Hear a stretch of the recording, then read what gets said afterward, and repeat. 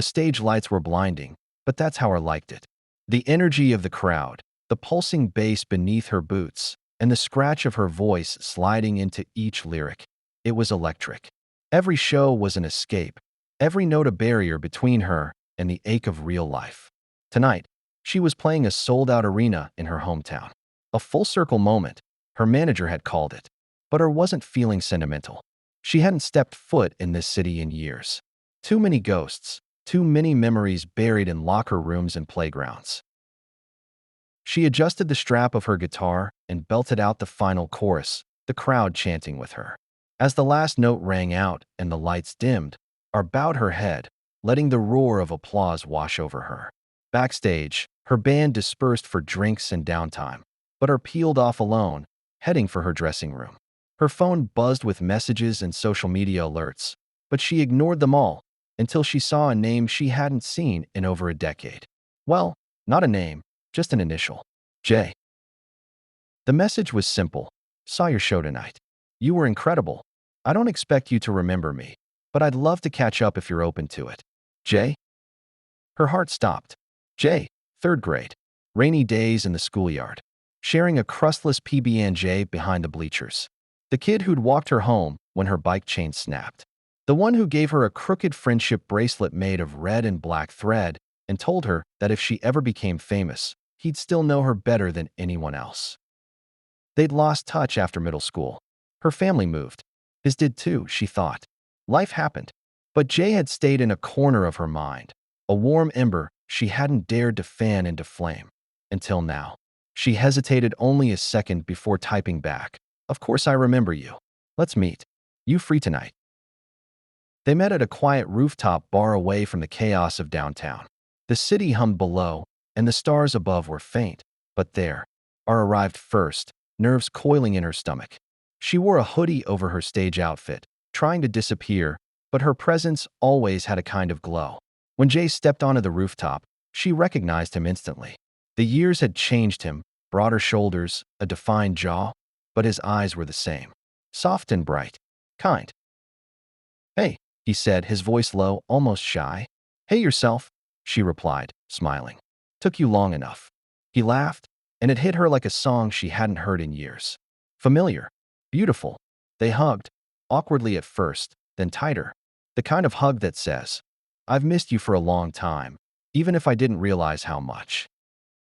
They sat down, and the conversation flowed easily, like no time had passed. They talked about their childhood, about silly nicknames and treehouse secrets, about the time Ar got detention for singing in class, and Jay had taken the blame. About her first guitar, a hand-me-down she'd strummed until her fingers bled. I knew you were going to be a star, Jay said, sipping his drink.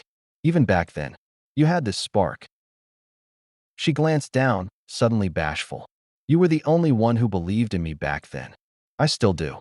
Silence stretched between them, heavy but not uncomfortable. The kind of silence that holds 1,000 unsaid things. So what about you? She asked. Where did life take you? Jay smiled. Nowhere famous. I'm a teacher, actually. Music, mostly. In a small town upstate. Her heart warmed at the thought. You always had the patience for it. I remember that. And you always had the fire. Their eyes met, and for a second, the world seemed to hush around them. You know, he said quietly, I never forgot about you. Ar blinked, surprised at the tears prickling behind her eyes. I used to wonder where you went. If you were okay. I was. But I wasn't really me again until I saw you tonight. They spent the rest of the night walking through the city, past old haunts and forgotten alleys. They shared stories, secrets, and laughter that felt almost too easy. Somewhere along the riverfront, he reached for her hand. She let him. Under the soft glow of a street lamp, he stopped. Can I ask you something? He said. Anything. Back then, before you moved, I had a crush on you. Huge, embarrassingly obvious. But I never told you. She grinned. I knew. He laughed, brushing a hand through his hair. Of course you did. And I had one too, she said softly. But I was scared. I didn't know what to do with it. Then everything changed so fast. They stood in silence again, hearts pounding like drums in the distance. Do you ever think, he began, that maybe we were supposed to find our way back? I think, she said, stepping closer. that maybe we never really left. And then he kissed her. It was gentle at first, tentative, searching, but then deepened into something real. Something that felt both brand new and incredibly old. Like a song written in childhood finally finding its melody. Over the next few weeks, they kept in touch, late-night calls, long messages, video chats. Her tour continued, but every free moment she got, she found herself talking to Jay. When her manager offered her a chance to extend the tour overseas, she hesitated. The older would have said yes without blinking. But now, are you thinking about staying?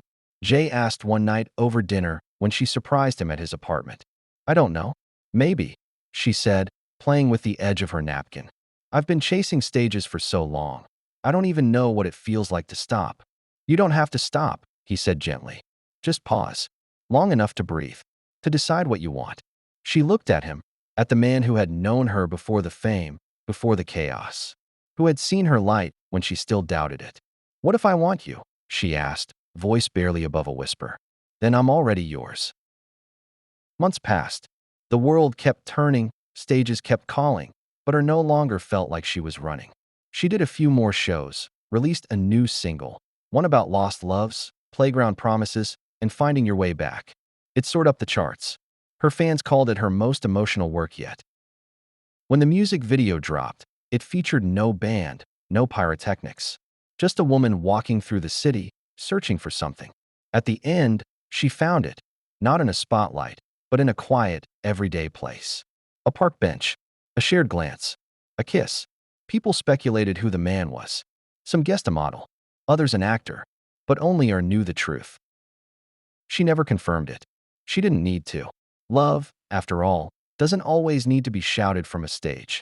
Sometimes it just needs to be heard, between the lines, in the spaces between notes, in the quiet moments when the lights fade and the music softens.